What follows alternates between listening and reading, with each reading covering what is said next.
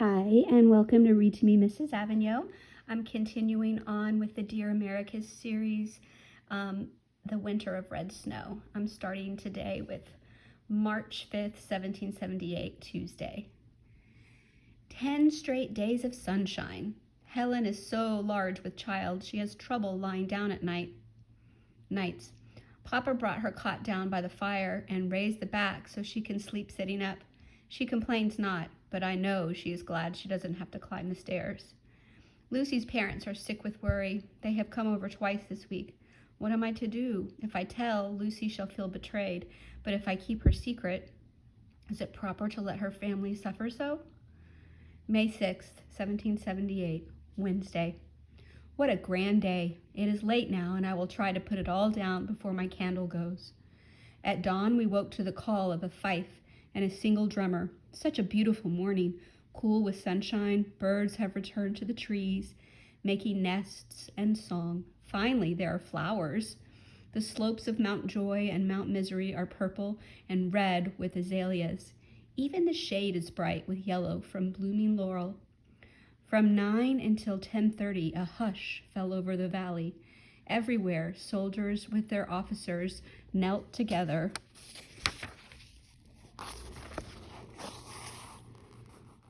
in their brigades. Papa rode the outskirts of camp and said the chaplains were leading the men in prayers and thanksgiving. Everyone is so humbly grateful for the French alliance. We could hear voices rise with the singing of hymns, like an echo rolling across the valley. It was a most joyful sound, and though I could hear no words, it filled me with peace. When the singing stopped, we climbed the hill to look down toward Varnum's quarters. There, in perfectly straight rows, the soldiers stood at attention. General Washington was on his gray horse, most dignified, flanked by the generals, all in sharp uniform. Papa explained this was inspection. We watched Baron von Steuben give orders. Each brigade responded in perfect form, turning, marching, and kneeling to load their muskets. Azor, wearing his coat and sash, appeared nervous from the horses and guns. He ran off into the brush. Neighbors gathered to watch, and there was excited cries of children when 13 cannons, 6-pounders, were rolled up to the rear of Conway's brigade. General Washington gave the signal with a smooth wave of his hat, and from the hill cannons began firing, one after another, a 13-gun salute. It was so loud Johnny screwed up his face and would not stop crying. Sally held her hands over her ears. Papa raised his arm and cheered. I found myself with tears. I know not why, but there was beauty about the soldiers lined up so proud and clean, the cannons firing for joy, not war. When the last echo from the last boom faded away, there began what Papa called a feu de joie. Now, one by one, muskets began to fire along the front rank from right to left, then down to the second rank from left to right.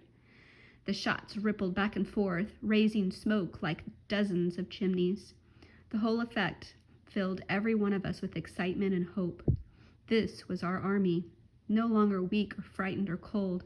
This feu de joie truly was a fire of joy. When the soldiers and officers, hundreds and hundreds of them, burst into cheering, shouting, "Huzzah! Long live the King of France!" Mama covered her face with her apron and wept with happiness. My candle, too short. May 7th, 1778, Thursday. To finish about yesterday. When the ranks of muskets had quieted, there began another 13-gun salute from the hill, followed by another feu de joie. Then the men again cheered. This time they shouted, "Long live the friendly European powers!"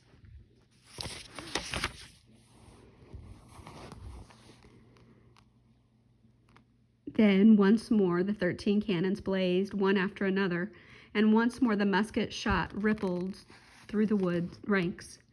Such smoke rose and filled the valley. By now every neighbor, child, and soldier was cheering, and we heard the words, "Long live the American States." Johnny finally stopped crying, but he had hiccups and an unhappy face. Helen carried him into the house so he could settle down. Papa stood behind Mama with his arms around her as we watched the soldiers file out. General Washington rode toward headquarters on his beautiful horse, his arm waving his tricorn. We could not see his face, but we did hear him shout, "Huzzah!" again and again. Papa said, "Darling, if ever our army was ready to stand up to the British, I believe it is now." We have just finished supper. The days are getting longer, so I am writing by the last bits of sunlight. I can see headquarters. Our door downstairs is open for the cool night air, and so we can hear laughter and singing. All afternoon, officers and their ladies rode up to attend Washington's celebration. I wonder if Mrs. Washington baked enough pies. Papa said that being allied with the French might help us shoo the redcoats out of America for good. May 8th, 1778, Friday. Helen has been uncomfortable all day and unable to eat. Mama said this means her baby is ready to be born. Now it is late, nearly 10:30. Papa and Sally are sleeping, but Mama is downstairs with Helen. Every few minutes she cries out, then apologizes for crying. "It's all right, Helen dear." Mama tells her, "Thou mayst cry as loud as ye want." May 9th, 1778, Saturday. Before breakfast, Papa left the wagon to get Mrs. Hughes. Poor Helen, she is exhausted. 2 p.m., Johnny and Sally are both having naps on the rug. There is sunshine on them from the side windows. How they sleep through all our voices is a mystery. Mrs. Hughes soothes Helen with a wet cloth. Now she and Mama are making Helen get up and walk around. She is so tired, she cries without tears. "Thou must not die," I whisper to myself. 5 p.m. Papa took Sally and Johnny to the Potters, where they shall stay the night.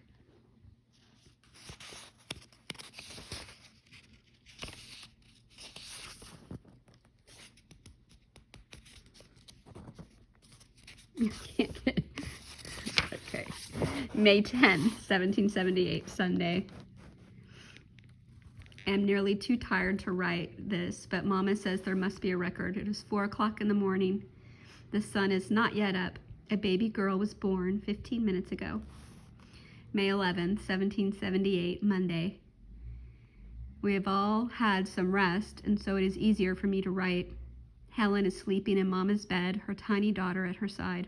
She has named her Olivia, and she is a beautiful pink with a crown of red hair. Now I remember her father, the poor soldier in the hut, whose feet were cut off. He had red hair too, and the most gentle blue eyes. I sorrow that he is not alive to see his family. Mrs. Potter came by with a pot of stew and corn cakes. Mrs. Adams brought 3 apple pies.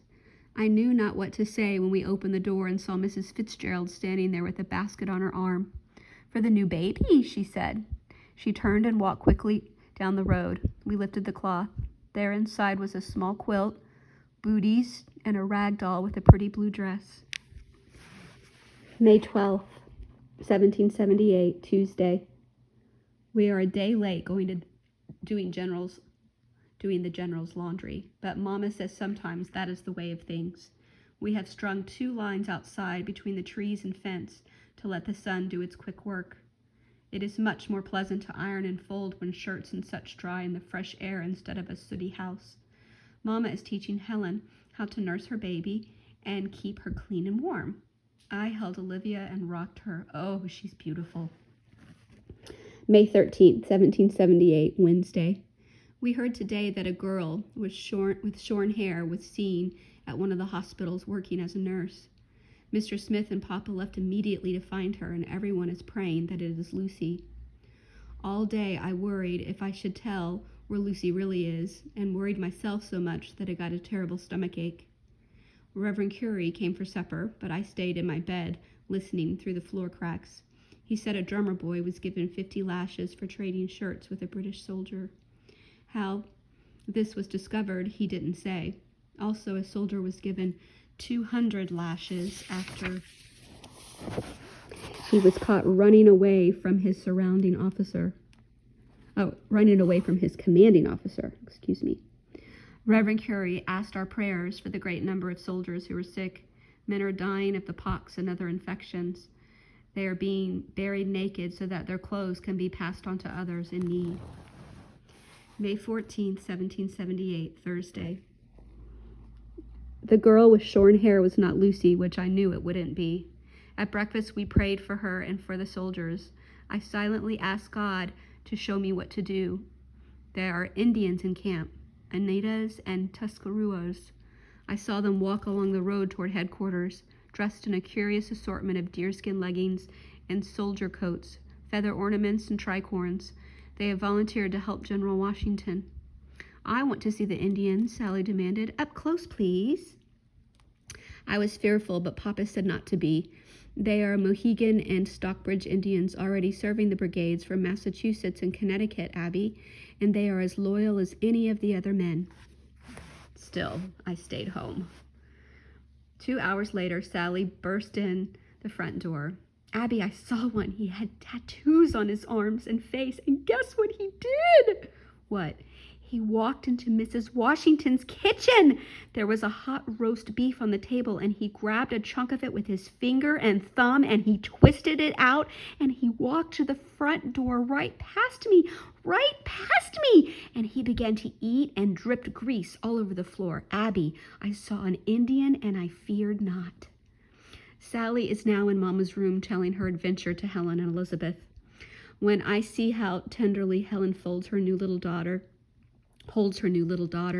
I wonder if I must now go to Mrs. Smith, how she must ache for Lucy.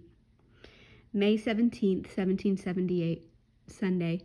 Baby Olivia is now 7 days old, and it is so warm and pleasant out. Helen brought her to church. Mrs. Hughes told us afterward that there was another theatrical production at the Bakehouse last Monday, and the audience was most lively. The play was Cato. I wish I could go see the next one, but no children are allowed. May 18th, 1778, Monday, wash day. We put Olivia in the cradle and Johnny in the pen, which makes him mad. He hollers and bangs his spoon against the wood. I carried him outside so he could crawl on the grass while we hung the wash. I turned my back on him for just a moment, and when I looked there, he was in the middle of the road and horses were coming. Johnny, there are too little to play here, I scolded as I lifted him to my hip. His mouth turned down, and he let out such a wail Papa came over. Papa clapped his hands and set Johnny on his shoulders for a bumpity ride. Soon he started laughing, and I was able to finish with the clothesline. At sunset, I hurried down the lane to the Smith cottage. I had made up my mind. In a quick breath, I told them Lucy is safe, that she shall return when her hair has grown to her shoulders. Mrs. Smith wept with relief, and her husband wiped his own cheek. Thank you, Abigail, he said. After supper, I wrote a letter to Lucy, saying I could no longer bear to see her parents' sorrow.